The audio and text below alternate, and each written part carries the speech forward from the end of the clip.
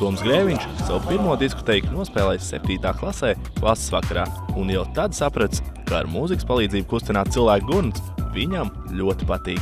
Šobrīd viņš ir viens no vadošajiem ballīšu diskžokejiem Latvijā un ļoti daudz izklaides vietas vēlas, lai tieši viņš nodrošinātu muzikālo pavadījumu. Mēs no viņa centāmies noskaidrot, kas ir viņa noslēpums un kā viņš izvēlas mūziku, ko spēlēt ballītē.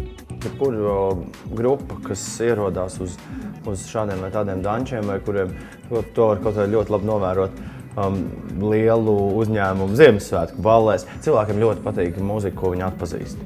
Un tad tā dīdžeja uzdevums ir tajā brīdī, kad tu esi ar to publiku aci pret aci, mēģināt saprast, kas tad ir tas, ko viņi atpazīst. Jo it īpaši klubos nav noslēpums, un tas padara visu to pasākumu vienkāršāku. Uz klubu jau ierodās tāda tā kā liela draugu kopiena.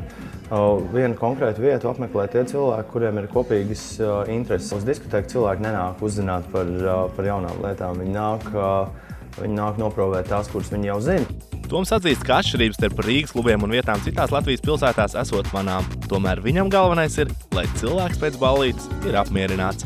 Protams, ka situācija, ka, piemēram, galvaspilsētā ir klubs, kurā es varu spēlēt visādus brīnumus, kurš šobrīd spēlē novatoriskākie DJ Londonā un Ņujorkā, un tu izbrauc nedaudz ārā no galvaspilsētas uz provinci, un tur tev bišķiņi ir atkal jāuzspēlē lietas, kuras tur nekad nespēlēt tajā iepriekšējā vietā.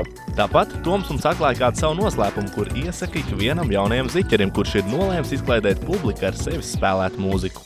Sistemātikai ir jābūt. Arts Valsts man kādreiz mācīja, ka es biju pavisam jauns zēns, viņš teica, ka vajag spēlēt 3 dziesmas, ko cilvēki zina, un tad vienu ielika tādu, ko viņi nezina. Un tā nav slikta praksa. Es parasti mēģinu, tas ir ļoti atkarīgs no uzstāšanās garuma, bet es mēģinu parasti noturēt cilvēkus uz tā viļņa, ka viņi pazīst to, ko viņi klausās tādā ballītes karstumā. Tas ir tas, ko es varu ikvienam jaunajam zēnam, kurš sāk to lietu darīt, atgādināt, ka ballītes karstumā jāspēlē ļoti pārbaudītas vērtības, un tas nostrādās. Ar savu pieredzi ballīšu biznesā dalās arī viens no pozitīvākajiem Rīgas klubiem pie L-tipa. Tā sākotnējā doma klubā bija spēlēt jautru, pozitīvu mūziku jautriem cilvēkiem. Un daudz pēc viņi arī attaisnojās, jo tomēr tā mūzika nosaka atmosfēru. Kā pie kluba durvīm ir uzrakstīts Kreņķa ķienesta aizliegts, un tas arī kaut kādā veidā arī veido to publiku. Girts Lūsis, tāpat kā Toms Grēviņš, uzskata, ka latviešiem ballītē negribas dzirdēt ko eksperimentālu. Latviešu ballītes pamatvērtība ir pārbaudītas lietas. Kas jau arī ir šeit Latvijā daudz pierādījies, ka diezgan bieži klubs atverās ar lielu pompu, paziņo, ka spēlēs tagad kaut kādas ļoti progresīvas un advancētas lietas, un nepaiet divi gadi, kad ir 2 dēļi priekšā, jo tomēr tam arī ir, lai arī kā, gribētos vai negribētos, kaut kā tā naudiņa arī ir jānopelna. Savukārt, lai ballīti izdotos, ir daži padomi. Pirmkārt, nevajagot uztraukties, ka līdz 1:00 neviens neplosīsies pa deju placu. Tas esot mūsu dabā. Skaidrs, ka,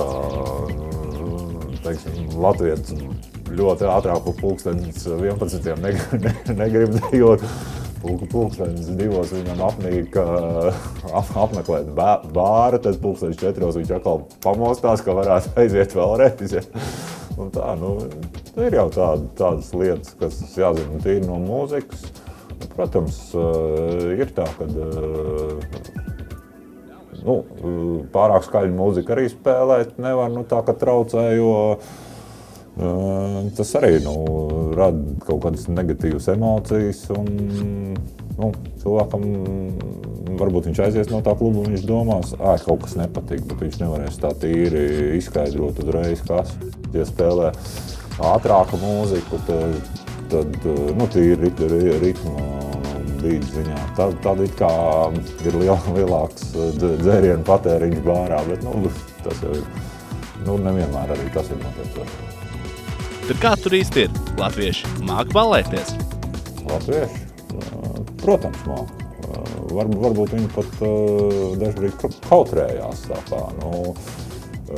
Latviešiem ir grūtāk atraisīties, bet ja atraisās un ir, kā saka, pareizais zvaigžņu stāvoklis, to var izdoties ļoti labs un veiksmīgs ballītis. Kas ir tas, ar ko mēs arī turismu sākam pievilināt, tas, ka mēs ballējamies kā nezvēri? Es biju nenormāli laimīgs pagājušo vasaru ballējoties Stokholmā. Es biju tik laimīgs par to, ka pulksten 2 naktī visus met ārā. Un pat vecpilsētas labākajā klubā uz redzēšanos, ej mājās gulēt. Ar to es domāju, ka Zviedrija iegūst diezgan pamatīga darba produktivitāte. Ko darīt šajā nedēļas nogalē paliek katra pašziņā, bet neliela fiziska aktivitāte uz dejgrīdas nekad nenāk par ļaunu. Oskars Lepers, Tautas balss.